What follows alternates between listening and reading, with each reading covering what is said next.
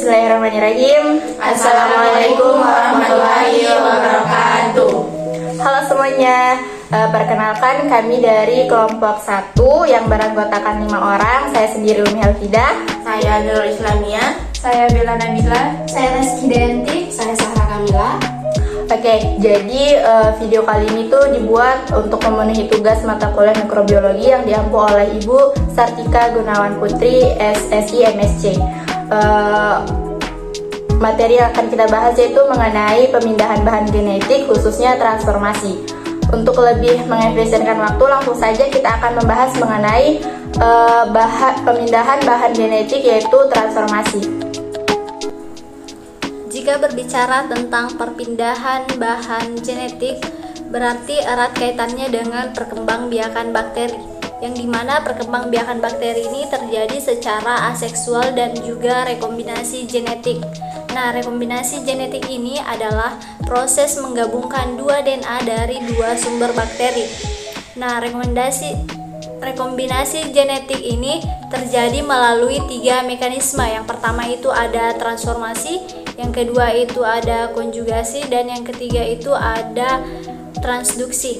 Tapi pada kali ini seperti yang dijelaskan di awal tadi, kami hanya fokus pada transformasi.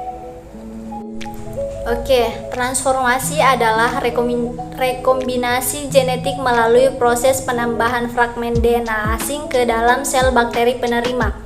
Nah, DNA asing ini adalah DNA yang berasal dari luar sel atau dari lingkungan di sekitar sel bakteri penerima, dan juga berasal dari sel bakteri yang mati karena lisis dan pecah. DNA asing ini bisa masuk karena sel bakteri penerima memiliki struktur berupa protein di permukaan sel yang mengenali DNA dari spesies terdekat. Nah, sel bakteri yang mampu menyerap DNA asing atau DNA donor ke dalam tubuhnya dan dapat melakukan transformasi menjadi sel kompeten. Nah, bakteri yang bisa melakukan transformasi ini ada 5. Yang pertama itu ada Bacillus subtilis, yang kedua ada Haemophilus influenza, dan yang ketiga itu ada Escherichia coli, yang keempat itu ada Rhizobium, dan yang terakhir itu ada Neisseria. Materi selanjutnya yaitu tahapan transformasi. Adapun tahapan transformasi itu diawali dengan adanya gen asing dan juga bakteri kompeten. Jadi DNA asing ini itu berasal dari bakteri yang sudah mengalami lisis atau perpecahan selnya sehingga materi genetiknya keluar, dan materi genetiknya itu atau DNA-nya akan keluar dalam bentuk fragmen-fragmen atau potongan-potongan. Nah, kemudian si DNA asing ini itu akan menempel pada bakteri kompeten. Bakteri kompeten merupakan bakteri yang dapat melakukan tahapan transformasi. Nah, jadi ketika DNA asing ini tuh menempel pada bakteri kompeten, itu dia akan dibantu dengan reseptor yang ada pada dinding dari bakteri. Jadi reseptor ini itu berfungsi sebagai sinyal kepada gen asing untuk sebagai tanda tempat di mana dia harus menempel. Nah, tahapan selanjutnya yaitu ketika DNA asing sudah berhasil masuk ke dalam sitoplasma, kemudian dilanjut lagi dengan penempelan atau pendekatan antara DNA asing dengan kromosom yang ada pada bakteri, dan kemudian selanjutnya adalah si DNA asing itu akan menggantikan posisi si DNA asli dari bakteri, sehingga terlihat bahwa yang biru-biru itu merupakan DNA asing, sedangkan yang orange merupakan DNA asli dari bakteri. Nah, ketika terjadi pertukaran fragmen sehingga yang tadinya DNA-nya itu adalah DNA asli itu menjadi campuran adanya fragmen DNA asing. Nah, dalam kondisi seperti ini, ketika bakteri mengalami pembelahan untuk memperbanyak diri, dalam hal ini melakukan replikasi DNA, itu akan menghasilkan sel anakan yang berbeda. Jadi ada yang mendapatkan materi genetik itu asli dari indukannya, dan juga ada yang mendapatkan materi genetik yang sudah ada campuran DNA asing atau yang sudah mengalami transformasi.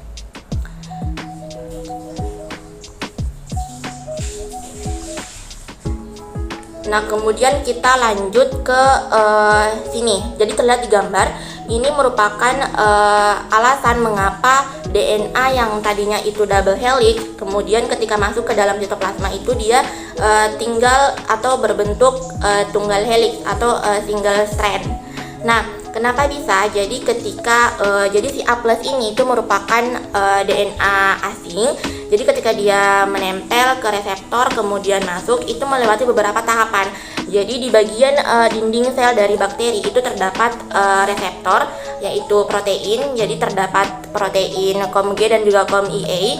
Jadi ini yang membantu masuknya DNA asing ke dalam bakteri. Jadi ketika dia masuk melewati dinding sel kemudian akan bertemu dengan deoksiribonuklease yang akan membuat untai DNA yang satu antar DNA itu akan terpisah. Jadi untai yang satunya akan didegradasi atau akan dihancurkan, dihilangkan, sedangkan yang satunya akan diteruskan untuk masuk ke dalam sitoplasma. Nah, setelah melewati deoksiribonuklease kemudian akan melewati yang namanya sitoplasma, membran sitoplasma. Jadi di membran sitoplasma ini juga terdapat protein yang namanya itu COMFA dengan COMEC. Jadi dia di sini itu akan membantu proses masuknya si single strand untai tunggal dari DNA untuk menuju sitoplasma. Nah, setelah dia keluar atau melewati membran sitoplasma, itu akan ditempeli oleh protein DNA binding protein. Nah, jadi dia ini berfungsi untuk mencegah terjadinya pilihan kembali si DNA. Seperti itu. Nah, sehingga berhasil masuklah si DNA yang transformasinya sudah berbeda, sudah bukan double helix lagi melainkan tunggal helix seperti itu.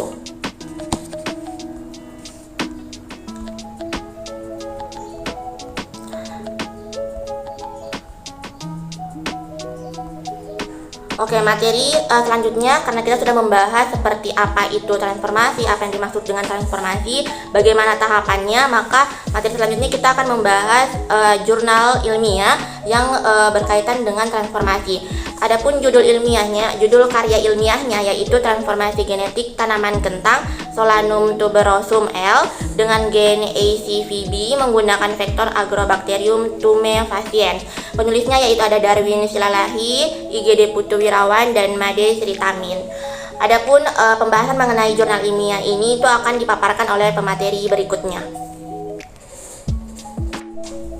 Ya, selanjutnya kita masuk pada bagian pendahuluan di mana penelitian homologinya itu mengungkapkan bahwa homolog gen ACVB berfungsi dalam Agrobacterium tumefaciens dan tidak ditemukan dalam bakteri lainnya. Dan Agrobacterium tumefaciens ini mampu mentransfer DNA ke dalam sel tanaman. Sementara bakteri lain yang diuji dalam studi tidak mampu untuk mentransfer DNA ke dalam sel tanaman.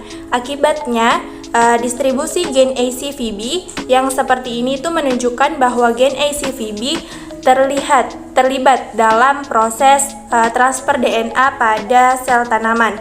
Dan gen ACVB juga digunakan sebagai indikator, oleh karena itu perlu diadakan pengujian mengenai respon pada tanaman kultur kentang secara in vitro terhadap transformasi genetik dengan menggunakan Agrobacterium tumefaciens. Dan penelitian ini itu dilakukan untuk menghasilkan metode transformasi gen pada tanaman Solanum tuberosum L dan yang akan menghasilkan tanaman kentang dengan transgenik melalui kultur in vitro yang membawa gen ACVB.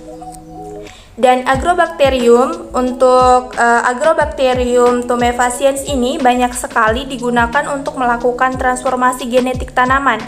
Dan transformasi dengan bakteri ini itu mempunyai keuntungan, diantaranya adalah efisiensi terhadap transformasi tinggi, kemudian jumlah salinan gen itu sedikit yang tersisip ke dalam genom tanaman, dan juga dapat mentransfer gen yang berukuran besar. Dan kentang ini merupakan tanaman pangan yang bernilai ekonomi tinggi yang dapat mendatangkan keuntungan bagi pengusaha industri makanan olahan, baik itu pedagang dan juga petani yang membudidayakannya.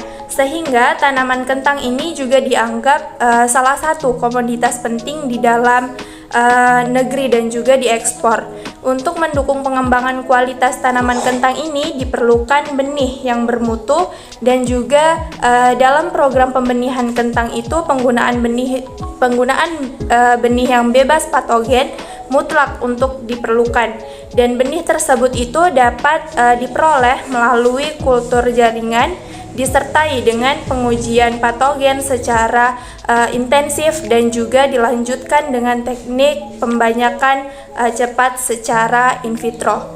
Kemudian untuk bagian metode penelitian akan dijelaskan oleh pemateri selanjutnya. Oke, selanjutnya kita itu akan membahas mengenai metode-metode yang dilakukan pada penelitian ini.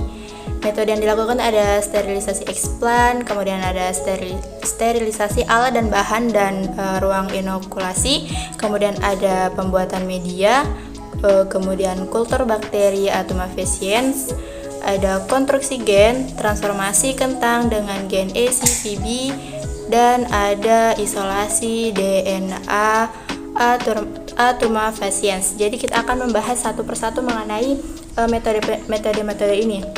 Yang pertama itu ada sterilisasi ekspan. Nah, sterilisasi ekspan ini dilakukan dengan dimasukkan ke dalam Clorox dengan mengaduk atau digoyang-goyangkan kurang lebih itu 5 menit. Kemudian bilas eksplan tanaman ke dalam air steril dengan mengaduk kurang lebih itu 1 menit. Kemudian dipindahkan eksplan ke dalam alkohol dengan mencelupkan eksplan selama 3 detik. Dan disterilisasi kembali ke dalam air steril. Nah, eksplan yang sudah steril ini kemudian direndam dalam larutan betadin, kurang lebih itu ukurannya 5 mili aquades, dan kurang lebih itu 1 tetes betadin, dan digoyang-goyangkan. Dan metode selanjutnya itu sterilisasi alat dan bahan dan ruang inokulasi. Jadi botol kultur, pinset, dan juga cawan petri yang digunakan itu dicuci dengan bersih menggunakan deterjen. Kemudian dikeringkan. Nah, setelah kering itu si cawan petri ini akan dibungkus rapi menggunakan kertas. Kemudian pinset scalpel dibungkus juga menggunakan aluminium foil. Kemudian di autoclave selama 15 menit dengan suhu 121 derajat Celcius. Kemudian ruang inokulum dan laminar airflow ini digunakan untuk membersihkan dengan menyemprotkan 70% ke seluruh dinding dan alasnya. Kemudian laminary airflow-nya ini dikeringkan menggunakan tisu.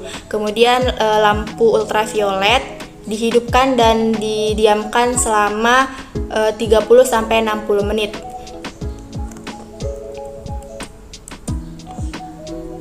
Kemudian ada pembuatan media.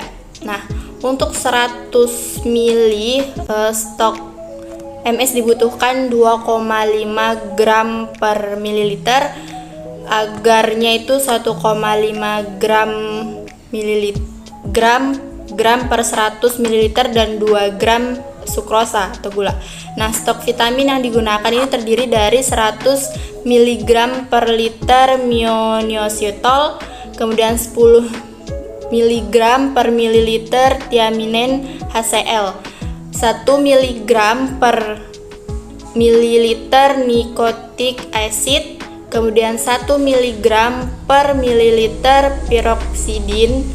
Kemudian media agar ini dibuat dengan melarutkan 1,5 gram agar dan 100 ml media cair dengan magic stirrer sehingga homogen.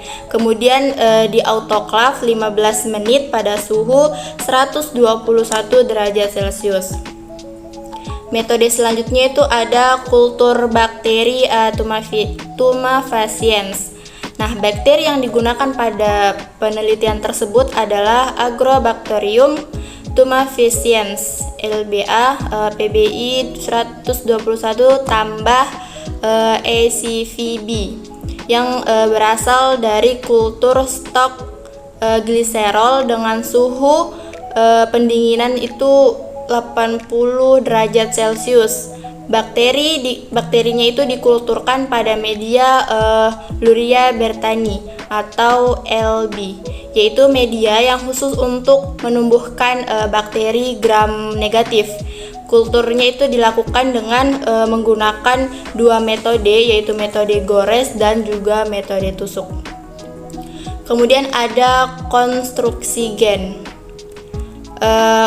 Konstruksi gen ini memiliki left border dan right border yang merupakan jembatan antara gen. Setiap konstruk ini memiliki marka penanda yang berfungsi sebagai penanda bahwa indikator dari gen itu sudah masuk atau belum pada proses PCR yang menjadi penanda keberhasilan. Nah, dalam konstruk penanda terdapat dua gen, yaitu gen marka dan juga gen interest atau ACVB. Nah, setiap gen ini mempunyai kaset sequencing dari kaset awal atau promotornya dan kaset sequencing terminatornya. Kemudian NPTI itu digunakan karena menggunakan kanamisin, biasanya digunakan TNOS atau terminator Knopline synthase, dan gen interest yang ada di Agrobacterium tumefaciens ini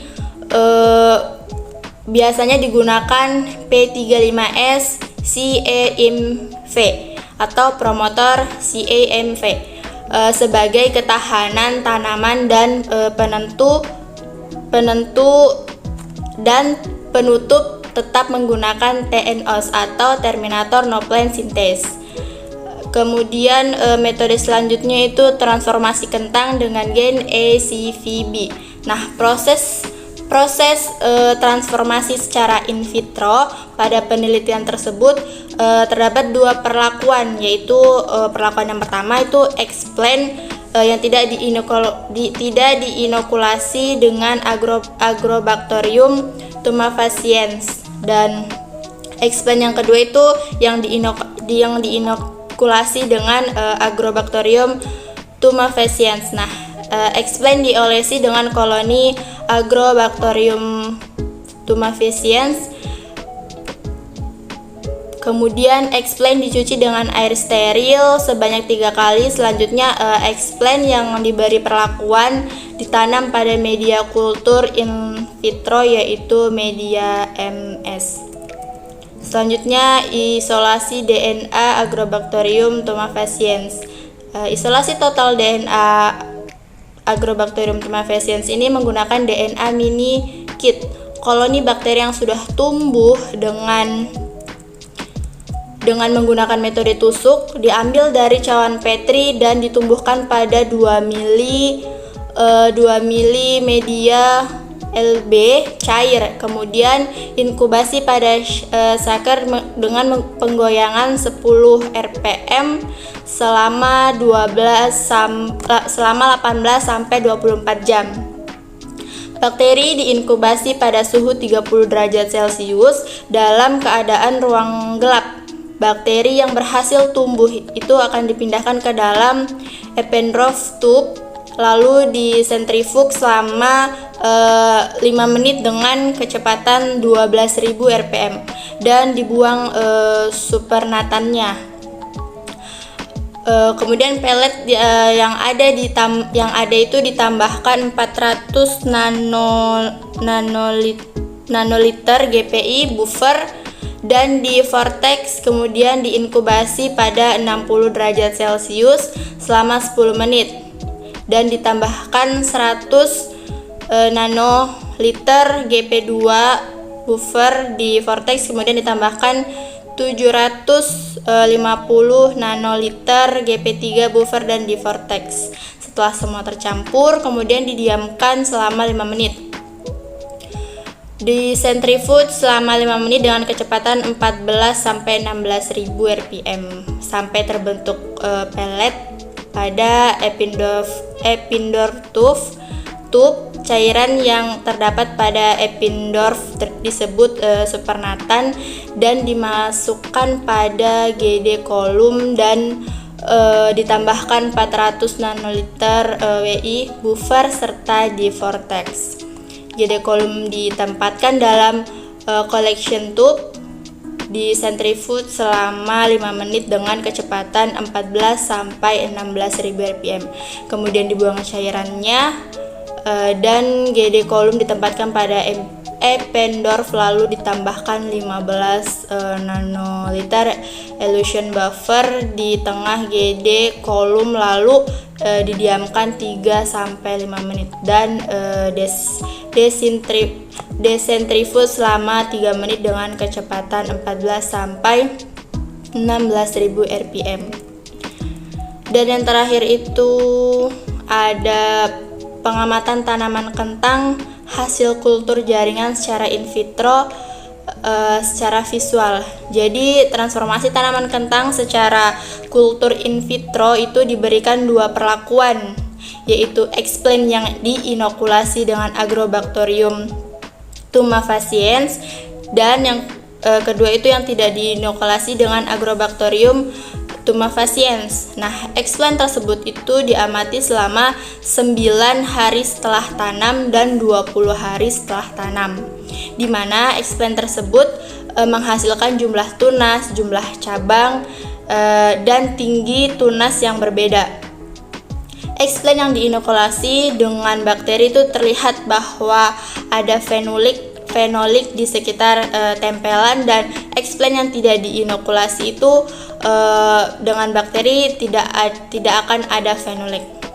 Jadi materi selanjutnya pembahasan jurnal selanjutnya itu mengenai hasil yang akan dibahas oleh pemateri selanjutnya.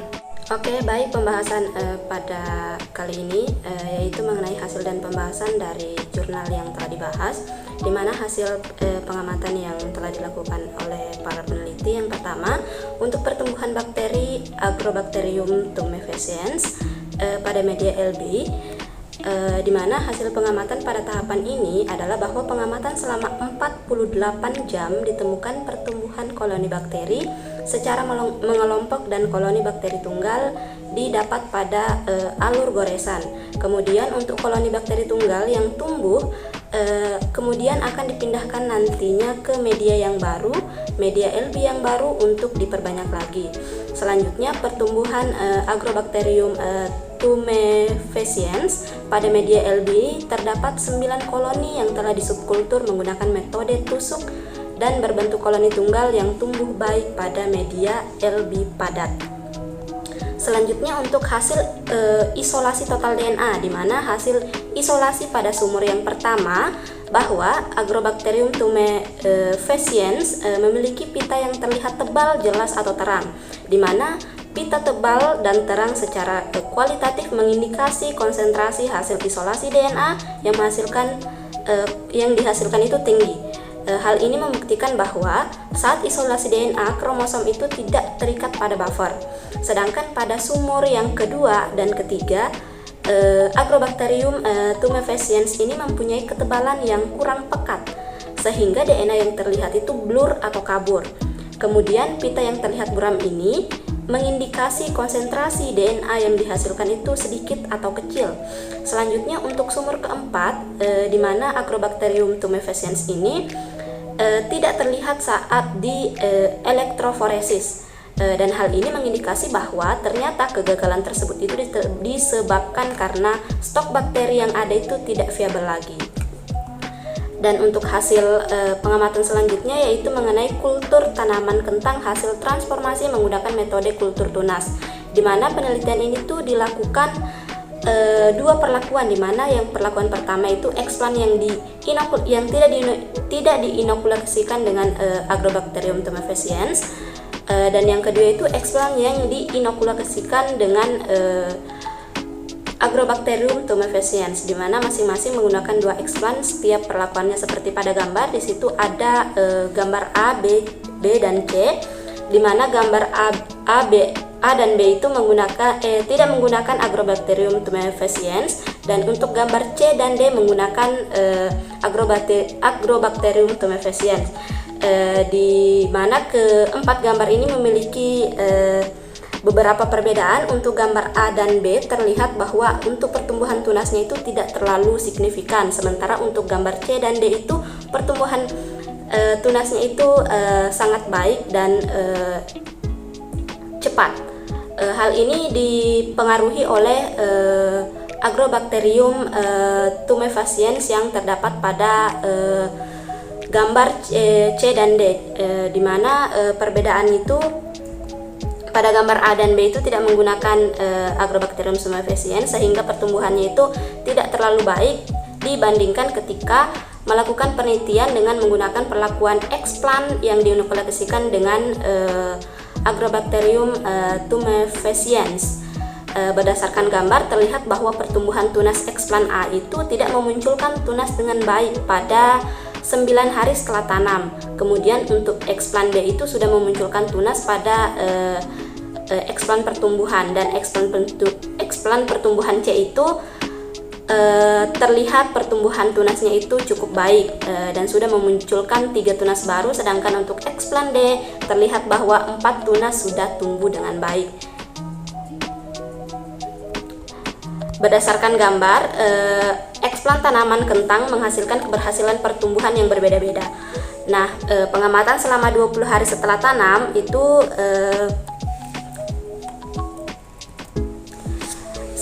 setelah tanam itu terdapat kontaminan pada sumber explant kentang A disebabkan oleh bakteri. Kemudian explant B mengalami pertumbuhan tunas serta mengalami kontaminan pada media. Sedangkan pada explant C itu menunjukkan pertumbuhan tanaman dengan baik dan memperbanyak tunas yang baru, dan untuk explant C menunjukkan fisiologi tanaman tumbuh dan berkembang dengan sangat bagus. Jadi kesimpulannya, kultur in vitro tanaman kentang atau Solanum tuberosum L dapat tumbuh dengan baik. Explant tanaman kentang yang ditanam pada media MS menghasilkan jumlah tunas, jumlah cabang, dan tinggi tunas yang berbeda.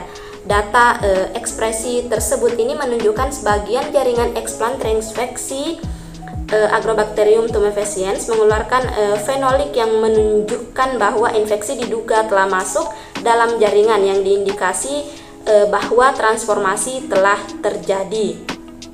Kemudian explant yang diinokulasi dengan bakteri terlihat bahwa ada fenolik di sekitar tempelan, dan yang tidak diinokulasi dengan bakteri tidak adanya fenolik di dalamnya.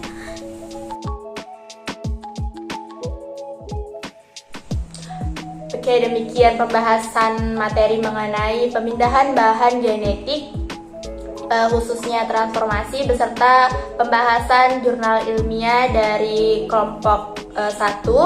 Atas segala kekurangan dari pembahasannya, kami mohon maaf yang sebesar-besarnya. Akhir kata dari kami, wabillahi taufiq wal hidayah. Wassalamualaikum warahmatullahi wabarakatuh, dan terima kasih. Dadah.